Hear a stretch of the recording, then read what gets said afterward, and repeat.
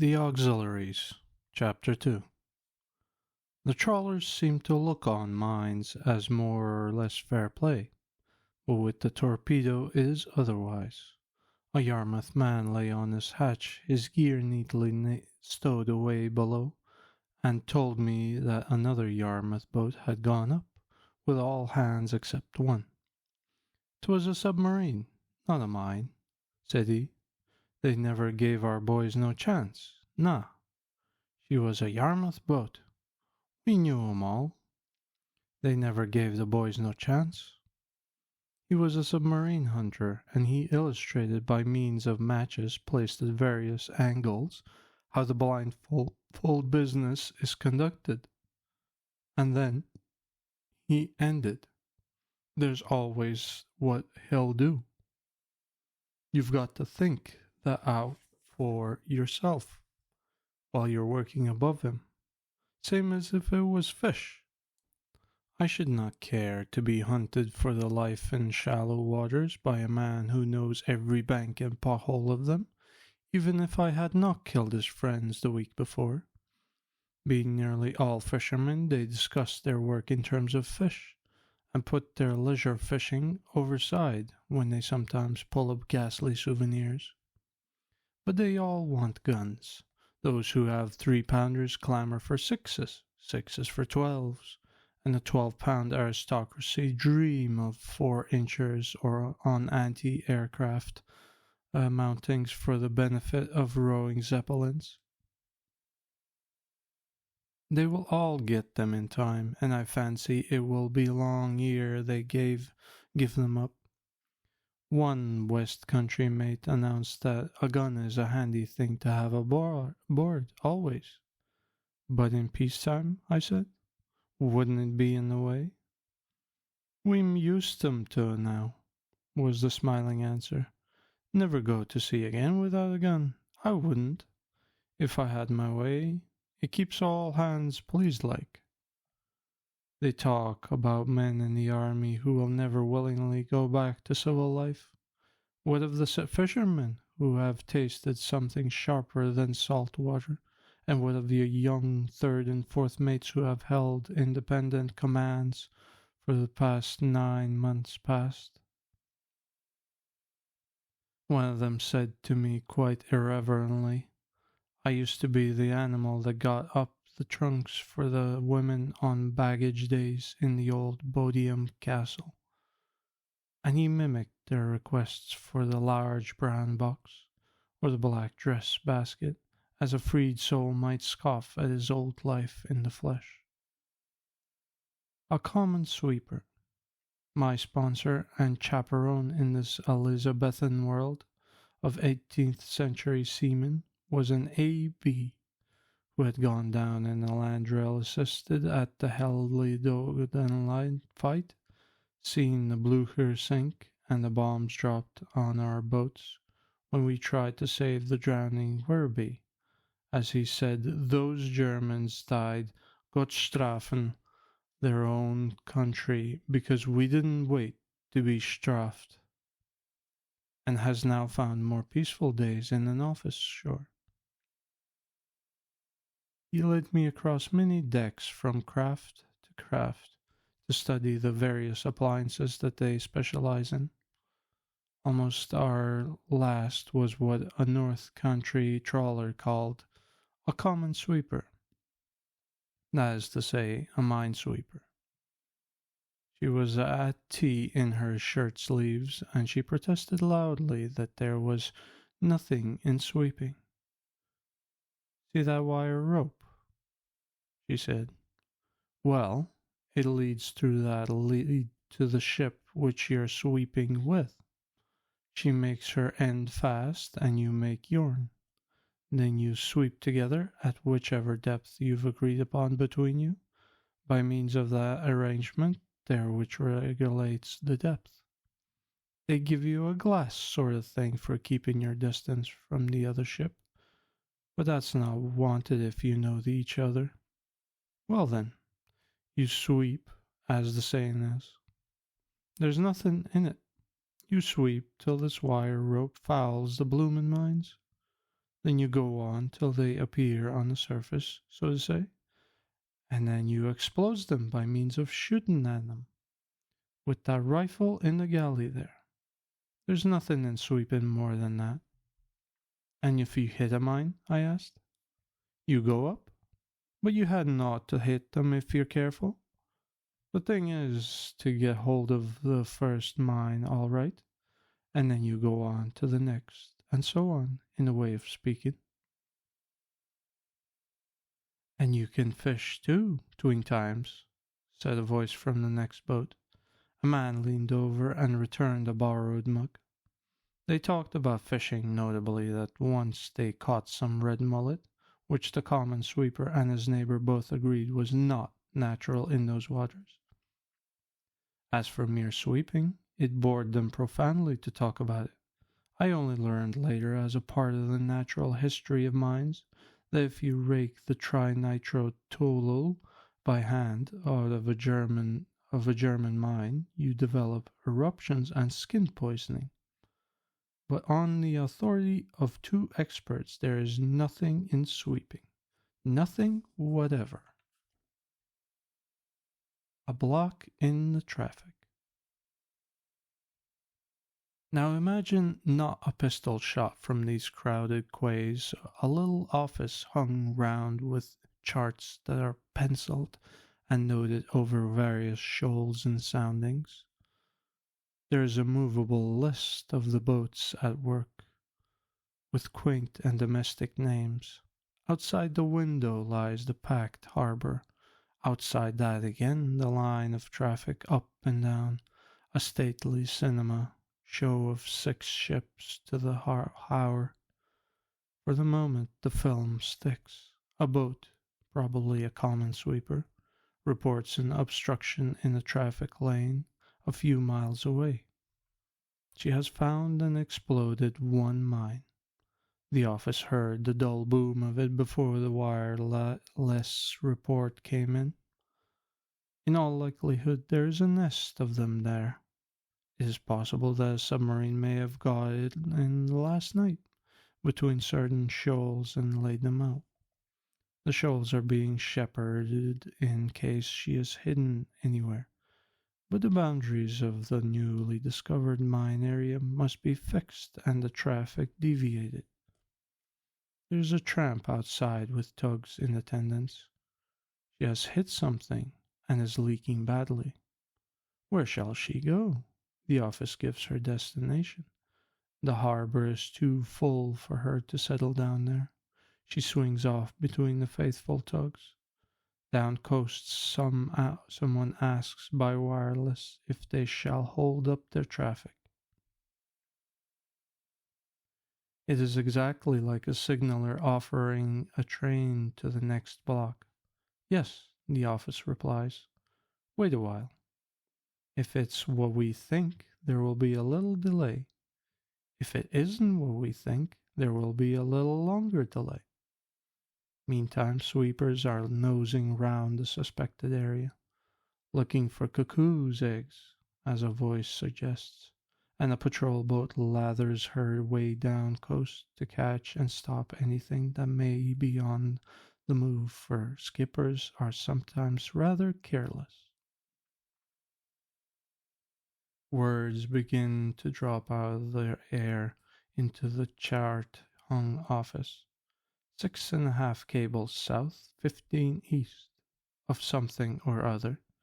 Mark it well and tell them to work up from there, is the order. Another mine exploded. Yes, and we heard that too, says the office. What about the submarine? Elizabeth Huggins reports. Elizabeth's scandal must be fairly high-flavored for a torpedo boat of immoral aspect, slings herself out of harbor and hastens to share it. If as Elizabeth has not spoken the truth, there may be words between the parties. For the present, a penciled suggestion seems to cover the case together with a demand, as far as one can make out, for more common sweepers. They will be forthcoming very shortly. Those at work have got the run of the mines now, and are busily hawking them up. A trawler skipper wishes to speak to the office. They have ordered him out, but his boiler, most of it, is on the quay at the present time, and ye'll remember it's the same with me foremast and port rigging, sir. The office does not precisely remember, but if boiler and foremast are on the quay, the rest of the ship had better stay alongside. The skipper falls away relieved. He scraped the tramp a few nights ago in a bit of sea. There's a little mutter of gunfire somewhere across the grey water where a fleet is at work. A monitor as broad as she is long comes back from wherever the trouble is, slips through the harbour mouth, all wreathed with signals, is received by two motherly lighters, and, to all appearance, goes to sleep between them. The office does not even look up, for that is not in their department. They have found a trawler to replace, the boilerless one. Her name is slid into the rack. The immoral torpedo boat flounces back to her moorings. Evidently what Elizabeth Huggins said was not evidence. The messages and replies begin again as the day closes. The night patrol. Return now to the inner harbor. At twilight there is a stir among the packed craft, like the separation of dried tea leaves in water. The swing bridge across the basin shut against us. A boat shot out of the jam, took the narrow exit at a fair 7 knots, and rounded in the outer harbor with all the pomp of a flagship, which was exactly what she was. Others followed, breaking away from every quarter in silence. Boat after boat fell into line, gears stowed away, spears and buoys in order on their clean decks, guns cast loose and ready, wheelhouse windows darkened, and everything in order for a day or a week or a month out. There was no word anywhere. The interrupted foot traffic stared at them as they slid past below. A woman beside me waved her hand to a man on one of them, and I saw his face light as he waved back. The boat where they had demonstrated for me with matches was the last. Her skipper hadn't thought it worth while to tell me that he was going to that evening. Then the line straightened up and stood out to sea. "You never said this was going to happen," I said reproachfully to my A.B. "No more I did," said he. "It's the night patrol going out. Fact is, I'm so used to the bloomin' evolution that it is never struck me to mention it, as you might say." Next morning I was at service in a man of war, and even as we came to the prayer that the Navy might be a safeguard to such as pass upon the sea on their lawful occasions, I saw the long procession of traffic resuming up and down the channel. 6 ships to the hour. It has been hung up for a bit, they said.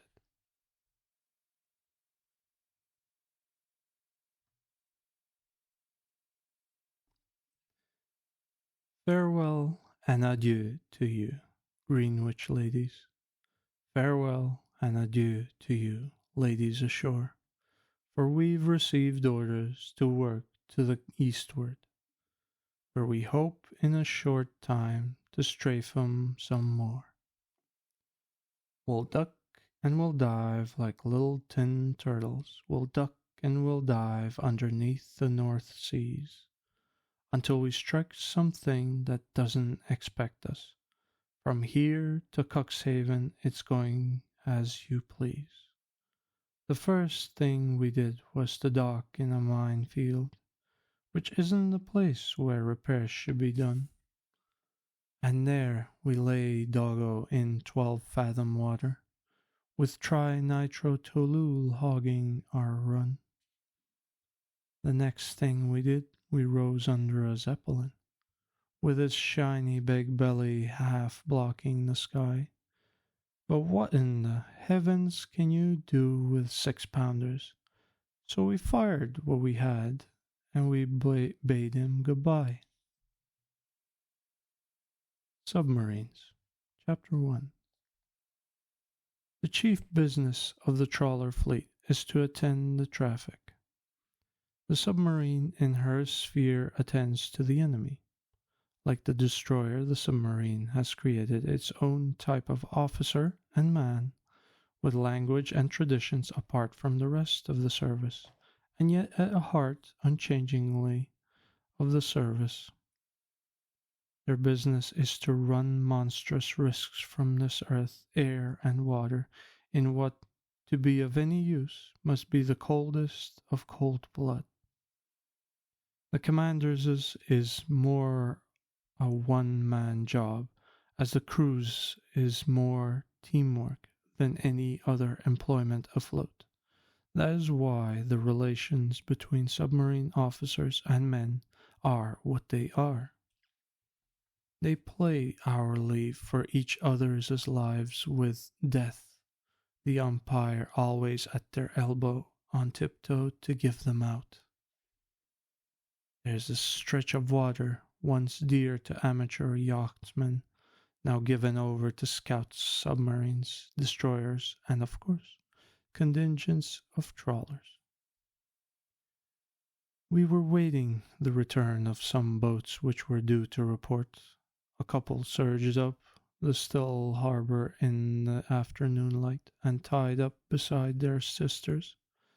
There climbed out of them 3 or 4 high-booted, sunken-eyed pirates, clad in sweaters under jackets that a stoker of the last generation would have disowned. This was their first chance to compare notes at close hand. Together they lamented the loss of a Zeppelin, a perfect mug of a Zepp, who had come down very low and offered one of them a sitting shot. But what can you do with our guns? I gave him what I had, and then he started bombing. I know he did, another said. I heard him. That's what brought me down to you. I thought he had you that last time. No, I was 40 foot under when he hove out the big gun. What happened to you? My steering gear jammed just after I went down, and I had to go around in circles till I got it straightened out. But wasn't he a mug? Was he the brute with the patch on his port side? A sister boat demanded. No, this fellow had just been hatched. He was almost sitting on water heaving bombs over. And my blasted steering gear went and chose then to go wrong. The other commander mourned. I thought his last little egg was going to get me.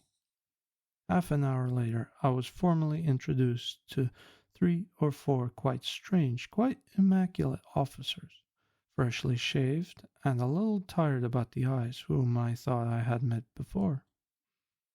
Labor and refreshment. Meantime, it was on the hour of evening drinks. One of the boats was still unaccounted for. No one talked of her.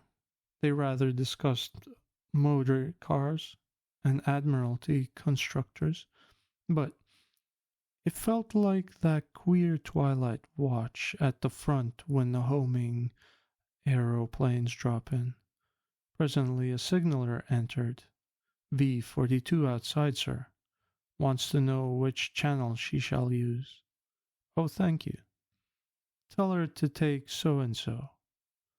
Mine, I remember, was of vermouth and bitters, and later on V-42 himself found a soft chair and joined the committee of instruction. Those next for duty, as well as those in training, wished to hear what was going on, and who had shifted what to where, and how certain arrangements had worked. They were told in language not to be found in any printable book. Questions and answers were alike, Hebrew to one listener, but he gathered that every boat carried a second in command, a strong person, persevering youth, who had seemed responsible for everything that went wrong, from a motor cylinder to a torpedo. Then somebody touched on the mercantile marine and its habits. Said one philosopher, "They can't be expected to take any more risks than they do. I wouldn't. If I was a skipper, I'd lose off at any blessed periscope I saw." "That's all very fine. You wait till you've had a patriotic tramp trying to strafe you at your own back door," said another. Someone told a tale of a man with a voice, notable even in a service where men are not trained to whisper. He was coming back empty-handed, dirty, tired, and best left alone. From the peace of the German side he had entered our hectic home waters, where the usual tramp shelled and by miraculous luck crumpled his periscope. Another man might have dived, but Boner Goes kept on rising. Majestic and wrathful, he rose personally through his main latch, and at 2,000 yards, have I said it was still a day, addressed the tramp. Even at that distance she gathered it was a naval officer with grievance, and by the time he ran alongside she was in a state of coma, but managed to stammer, "Well, sir, at least you'll admit that our shooting was pretty good." "And that," said my in-front man. "Put the lid on." Bone juries went down lest he should be tempted to murder, and the tramp affirms she heard him rumbling beneath her like an inverted thunderstorm for 15 minutes. "All those tramps ought to be disarmed, and we ought to have all their guns," said a voice out of a corner. "What? Still worrying over your mug?" someone replied. "He was a mug," went on the man of the one idea. "If I'd had a couple of 12s even, I could have strafed him proper. I don't know whether I shall mutiny or desert or write to the First Sea Lord about it. Strafe all Admiralty constructors to begin with. I could build a better boat with a 4-inch lathe and sardine tin than—" The speaker named her by-letter and number.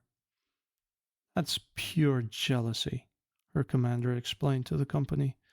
"Ever since I installed my patent electric wash basin, he's been intriguing together.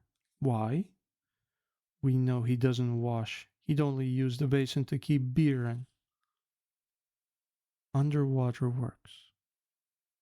However, often one meets it, as in this war one meets it at every turn. One never gets used to the holy spirit of man at his job. The common sweeper growling over his mug of tea that there was nothing in sweeping, and these idly chafing men, new shaven and attired from the gates of death, which had let them through for the 50th time, were all of the same fabric, incomprehensible, I should imagine, to the enemy. And the stuff held good throughout all the world, from the Dardanelles to the Baltic, where only a little while ago another batch of submarines had slipped in and begun to be busy. I had spent some of the afternoon in looking through reports of submarine work in the Sea of Marmora. They read like the diary of energetic weasels in an overcrowded chicken run, and the results for each boat were tabulated, something like a cricket score. There were no maiden overs. One came across jewels of price set in the flat, official phraseology. For example, one man who was describing some steps he was taking to remedy certain defects interjected casually. At this point, I had to go under for a little, as a man in the boat was trying to grab my periscope with his hand.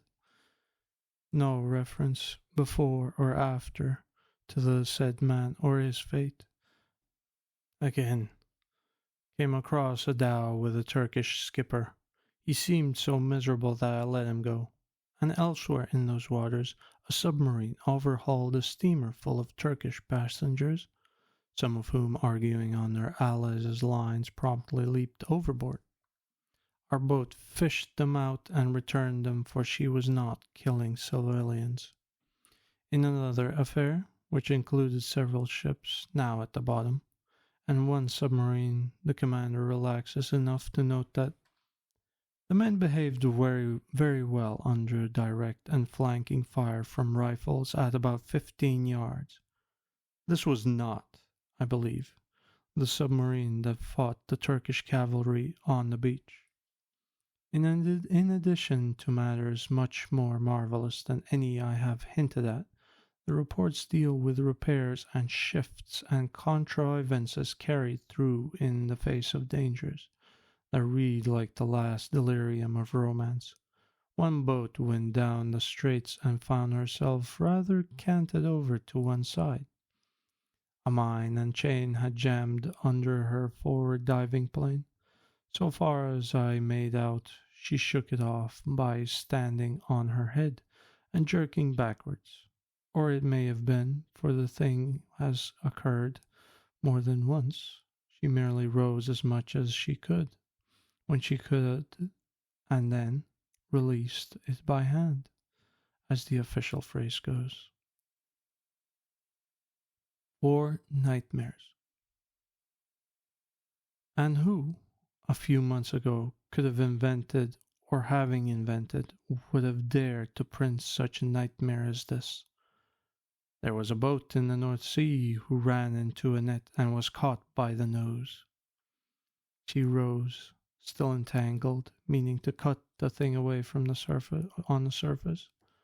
But a Zeppelin in waiting saw and bombed her, and she had to go down again at once, but not too wildly, or she would get herself more wrapped up than ever. She went down, and by slow working and weaving and wriggling, guided only by guesses at the meaning of each scrape and grind of the net on her blind forehead, at least she drew clear. Then she sat on the bottom and thought.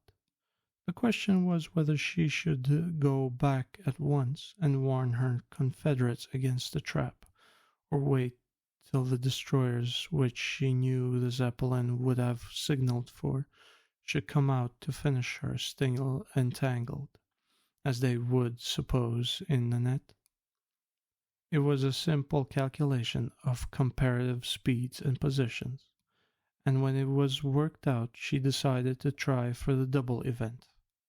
Within a few minutes of the time she had allowed for them, she had heard the twitter of 4 destroyer screws quartering above her, rose, got her shot in, saw one destroyer crumple, hung round till another took the wreck in tow, said good-bye to the spare brace.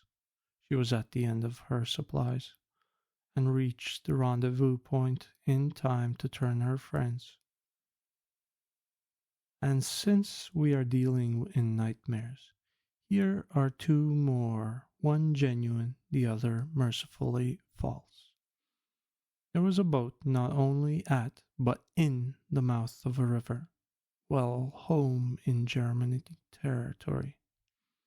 She was spotted and went under, her commander perfectly aware that there was not more than 5 feet of water over her conning tower, so that even a torpedo boat, let alone a destroyer, would hit it if she came over.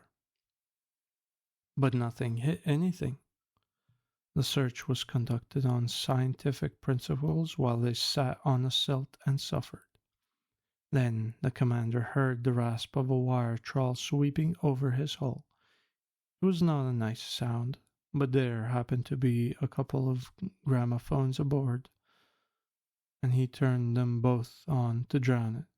And in due time that boat got home with everybody's hair of just the same color as when they had started. The other nightmare arose out of silence and imagination. A boat had gone to bed on the bottom in a spot where she might reasonably expect to be looked for, but it was a convenient jumping off or up place from the work in hand. About the bad hour of 2:30 a.m., the commander was walked by one of his men, who whispered to him, "They've got the chains on us, sir." Whether it was pure nightmare or hallucination of long wakefulness, something relaxing and releasing in that packed box of machinery, or the disgustful reality, the commander could not tell, but it had all the makings of panic in it. So the Lord and long training put it into his head to reply, "Have they? Well, we shan't be coming up till 9 o'clock this morning. We'll see about it then. Turn out that light, please." He did not sleep, but the dreamer and the others did, and when morning came he gave the order to rise, and she rose unhampered, and she saw the grey smeared seas from above once again. She said it was a very refreshing sight. Lastly, which is on all fours with the gambol of the chase, a man was coming home rather bored after an uneventful trip. It was necessary for him to sit on the bottom for a while, and there he played patience. Of a sudden it struck him as a vow and an omen that if he worked out the next game correctly, he would go up and strafe something. The cards fell all in order. He went up at once and found himself alongside a German, whom, as he had promised and prophesied to himself, he destroyed. She was a mine layer, and needed only a jar to dissipate like a cracked electric light bulb. He was somewhat impressed by the contrast between a single-handed game 50 feet below, the ascent, the attack, the amazing result, and when he descended again, his cards just as he had left them.